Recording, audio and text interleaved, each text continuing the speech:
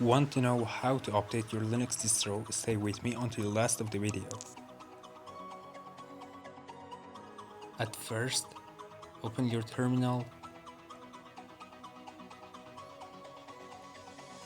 and here's the commands you need to type.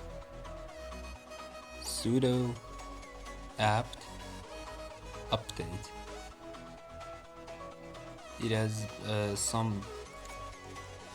It has different commands in different distros.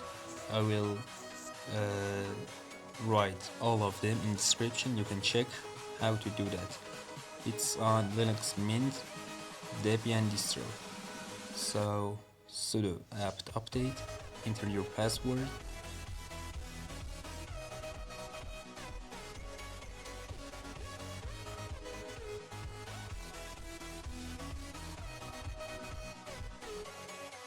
and for upgrading you can select this text and paste to see the list of upgradable files. What was that? Okay, so press enter. All of these files can be upgraded. So do that again, sudo apt, but instead of update you should type upgrade, and it's something like half of a gigabyte. If you press Y, it will be continued, and no will be cancelled.